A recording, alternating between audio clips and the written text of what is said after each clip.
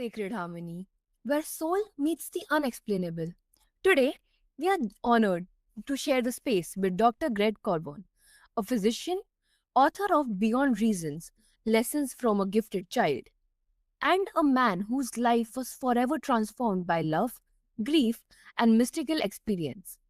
From the operating room to the mountains of Virginia, Greg's journey takes us beyond the boundaries of science into the deeper mysteries of life, loss, and healing. Get ready for a profoundly moving conversation on how grief can open doors we never knew existed. Welcome to the show, Greg. It's an honor to have you. Thank you. Thank you for having me. Mm. So, Greg, your book begins with your son's deeply intuitive awareness of his own passing. As both a physician and a father, how did you initially process such a unimaginable experience? Well, the circumstances of my 9-year-old son's death were beyond my understanding at the time, and they really still are. But uh, when he was getting ready to celebrate his 9th birthday in January, he told us that he didn't want to celebrate his birthday because it would bring his death closer. And even though he was healthy, that he wouldn't live till double digits, he said, which was age 10. And then he got very depressed. And for the next couple months, we spent a lot of time with him. He had trouble sleeping. My wife's a minister and a pastoral counselor. And I'm a pain physician, pain management physician, which involves mostly psychology. So, but we didn't know what we were dealing with. We took him to a psychologist and he couldn't find any issues to deal with, but he really liked talking to Brian because he said Brian kind of opened his mind up more than anybody he worked with to see how it worked. And Brian really liked going to the psychologist because I guess you like learning about psychology. So over the next few months, as it's turned into spring, um, Brian started coming out of his depression, and there was so many other things going on. I could tell at the time that it was really strange, but in retrospect, there were all of these weird paranormal things that were happening. When he told us he was going to die, the picture that we had taken of him that we had framed started to fade, and there were just so many things that were kind of the universe was orchestrated to kind of show us that something very important was happening. And so about 2 weeks before he died, he said it was time for his party, and that but he wanted to have instead of a birthday party, a happy spring party, and he wanted 3 friends but no gifts. So we scheduled the party, and he was doing all kinds of things we didn't realize at the time, kind of tying up all of his loose ends. Um, he had he died on Mother's Day, the day after, or the day before Mother's Day. And he made sure that we had all his Mother's Day presents already. And then he also insisted, even though Father's Day was going to be a month later, he insisted on buying my present, which was, I've got right here, a little statue that says World's Greatest Dad. Um, and then, so he was doing those 2 weeks, he was tying everything up because we didn't quite realize it. And then 2 days before he died, my wife was driving home, and on our driveway, she saw that Brian had his wagon, a little like prairie schooner type little pull on wagon that he had his teddy bears and his camping gear. And he said it was time for him to go on his trip. And so she stopped the car and got out and put Brian on her lap and said, "Well, you got your party tomorrow. You can't leave quite yet." So he'd always been afraid to camp out we pitched the tent. But he'd always been afraid to camp out by himself. And so Catherine said, I'll tell you what, so your trip for today, we'll pitch your tent and you can camp out. And he thought that was a good idea. So he spent the night in the tent with our dog, Sasha, who was like, she was a very brave dog. She was an alpha female. And I think she was giving Brian her courage. So the next morning, he was so proud of himself and then got ready for the party. All the kids came and it was the most beautiful spring day I'd ever seen. And a honeysuckle was in the air. So the air was sweet, which is unusual for that time of year. And the honeysuckle came earlier than usual. And so we had the party and then the kids left. And then he went to his room for a couple hours. And then we realized he was writing goodbye letters to his friends. We put up a poster on his door. It said, Brian's on a trip, don't worry about me. And then I found out years later, there was another little girl that he wrote a letter to. And he called her that morning. It was the first time she'd ever gotten a call from a boy. And she said she could tell there was something special about it too. So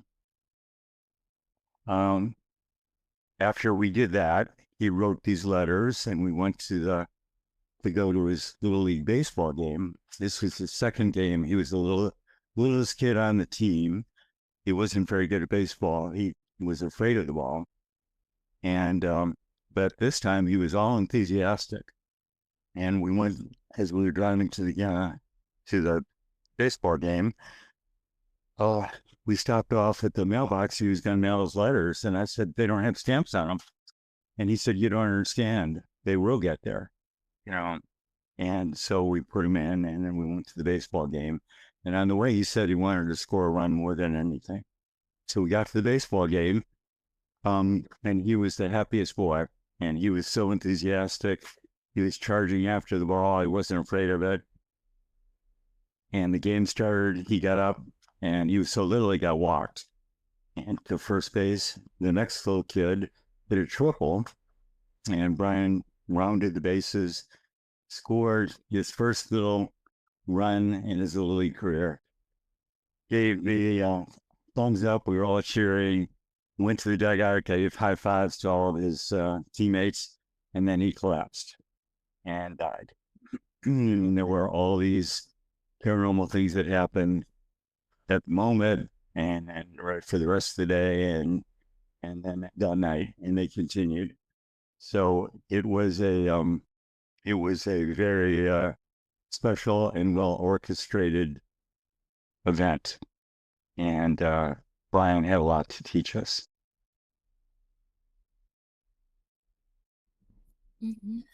That's great. And looking back, do you believe that children, especially gifted or sensitive ones, have access to a deeper knowing that we as adults often overlook? Oh yes, yeah, definitely. That was some of the main things that I learned. Um, there's a support group for parents that have had a death of a child called Compassionate Friends, and we went for a year. And then I told Brian's story, and then there were 8 sets of parents that were living with their child when they died. Of those 4, the child knew they were going to die in some way. One, let's see, there was Brian. There was a little girl named Stephanie, and she was 5, and she sounded a lot like Brian. Her mom said, she always said she didn't want to grow up and go to school like the other kids, and she was extremely gifted, just like Brian was. Brian wrote poetry, and he was a great entertainer. He loved being on stage and making people laugh and stuff like that. And Stephanie was also very artistic, and she told her mom, she said, I love you. Love you with a mad passion. She told her that every day. And she died at a daycare, went on a slide and was hung by a rope around her neck. But there's a picture she drew right before, about 20 minutes before, of her in dark colors hanging from the neck. And then over the side, her in bright colors putting on a halo that's being dropped from an angel from above. So there was another little boy died in a car accident the night before he died. He came in to his parents and told them about, summarized all the things he'd done in his life and all that he wanted to accomplish in the future. Um, and then, yeah, there were many other stories they were afraid to tell until I started talking about Brian because they were kind of paranormal, and that's not considered to be polite, I guess. So yeah, and then uh, after the grieving period, I started finding all these wonderful teachers, and one was Joseph Chilton Pierce, who wrote the book Magical Child, and he was very spiritual and had the most amazing stories about his own paranormal experiences and spiritual experiences. And he would spend the summers in an ashram over in India. I forget the name of the guru, but he was a famous guru over there. And so Joe traveled the world around all over and met the most gifted children in the world, and spent time with them. And so he told me all the stories about how they, knew about all these other previous lives and future lives and stuff like that. So that's one thing that the whole adventure took me into, was the world of magical children. Children are much more tuned into spiritual reality than the adults are. And a lot of times, if we know that, we can talk to them and they can actually, help us.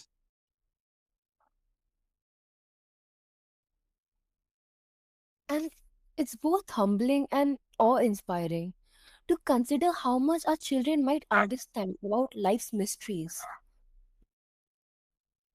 Mhm. So, as a man trained in science and medicine, encountering mystical experiences after Brian's passing must have challenged many of your beliefs. How did these experiences reshape your understanding of reality? Yes, absolutely. Well, what happens when the biggest things in your life that happened should be impossible according to everything you were taught. And so my beliefs were all shattered. And so empty belief system, shattered belief system, and an open, loving heart. Because Brian left this huge hole in my heart that was full of love, unconditional love, because he was gone now. So I could feel his love, but and that was kind of the portal for all these amazing things to happen. Um, so I had paranormal experiences growing up, but I kind of denied them like most people do. But they started coming, I started going. I One thing that all the parents discovered um, was that we had lost our fear of death, even though it didn't matter what our spiritual beliefs were. And uh, so I decided that I was going to start riding my bike to work, which is fairly dangerous because people get hit. And I signed up for this bike mechanic class so I could fix my bike. And so the bike mechanic, I was the only one in the class over the age of 12, and the only bald person. And he invited me to go mountain biking with him that weekend, and he said, gave me his directions and go over here, go by the Monroe Institute. So there's a fellow named Robert Monroe. I live in Charlottesville, Virginia, and I had no idea that it was like a spiritual center of the world. The very first books on out-of-body experiences were written here. Bob Monroe, Life After Death, Near-Death Experiences, Raymond Moody, that was here. And uh, Evidence for Reincarnation, Ian Stevenson, that was here. Remote Viewing, Joe McMonigal. So all that stuff is from here, and all these people were here, uh, and I didn't even know it. And so they just showed up in my life right when I had this huge uh, longing to understand what had happened. So I started going to the Manuel Institute as well as hanging out with Joe Pierce. Turns out Joe Pierce is the reason that Bob Monroe came here. So they were friends, and Joe lived out in the country off the grid, and Bob bought the land next to him. So I had these amazing experiences there, a lot of dream work, um, a lot of uh, guided meditation, stuff like that. So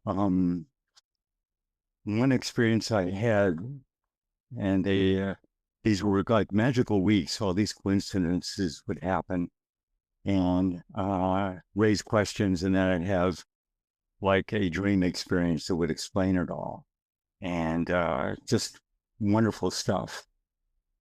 And on the last night, I was really wanted to. I miss Brian so much. I wanted to reunite with him. So I created this dream garden, invited him into it, and he showed up. But then he turned into a stone statue, and I was so disappointed that I couldn't connect with him. That I drifted up, and I found this rotating stone vortex that looked like a good place to rest.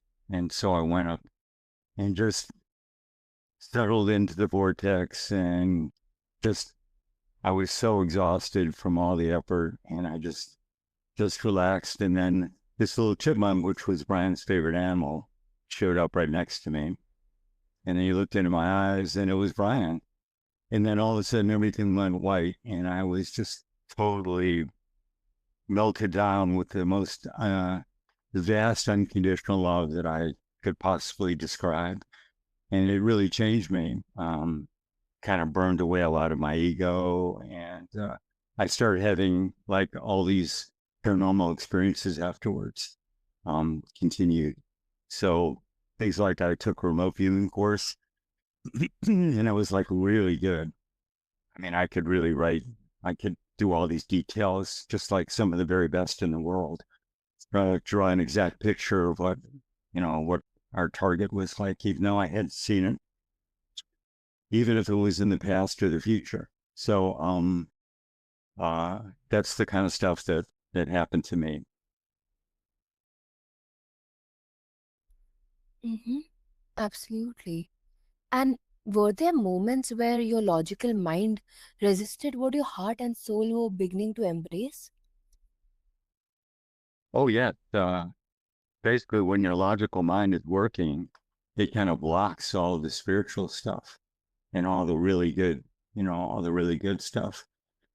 So it's like, when you're singing or dancing or meditating or just doing something, gardening is usually when all the, uh, or just relaxing in meditation or in a dream state.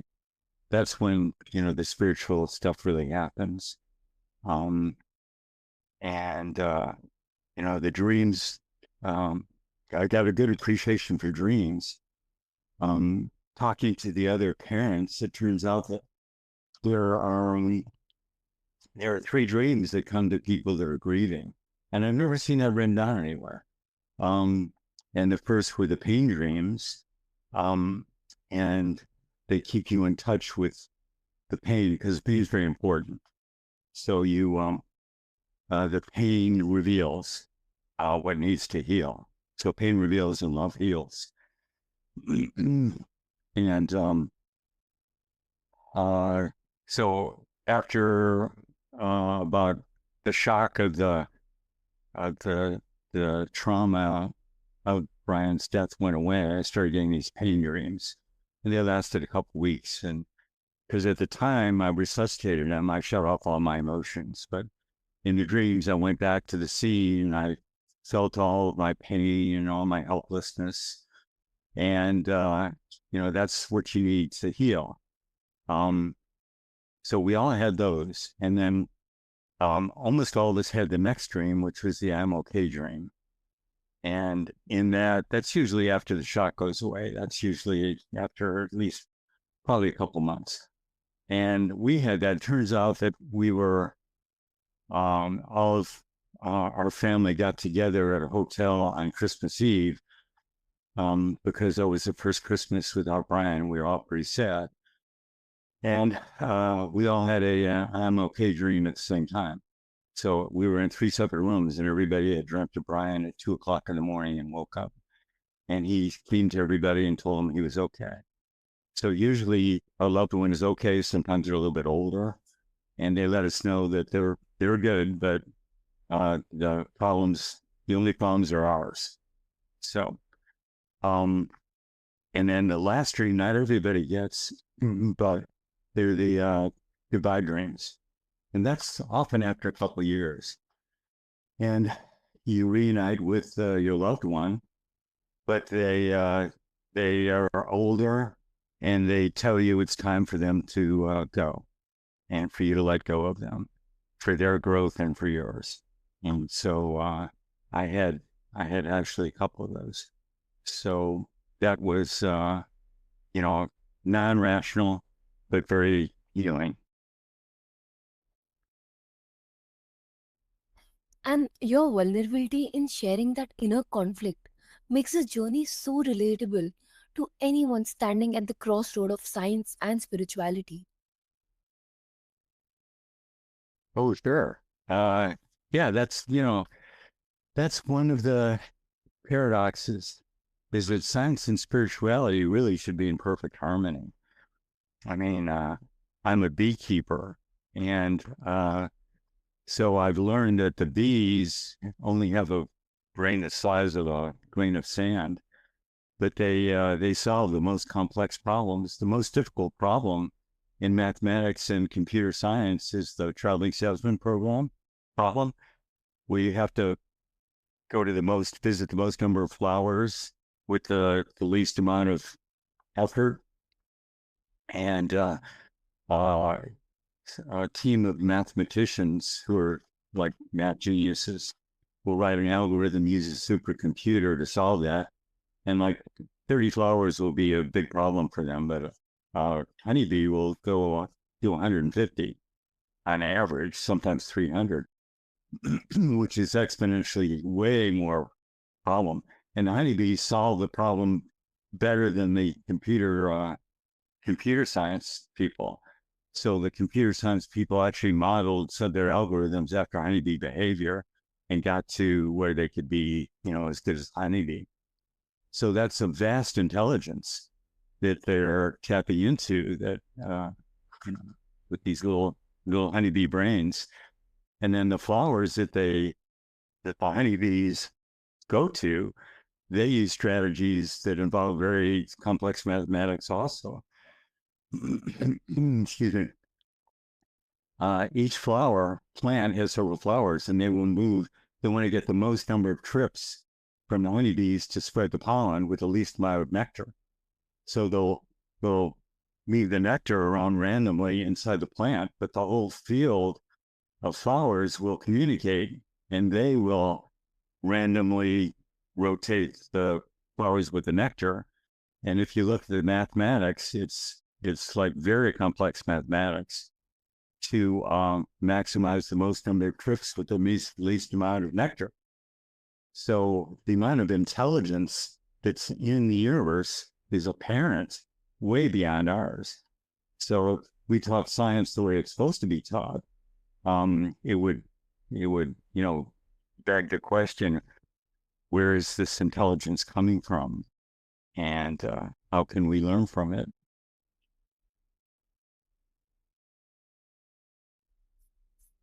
Definitely. So, Greg, thank you for opening your heart and sharing this extraordinary story of love, loss, and transformation. And to all our listeners, grief may fracture us, but within that fracture lies the invitation to a deeper harmony. May you find wonder, even in the hardest moments. So, until next time, stay present, stay open, and join us again on Sacred House.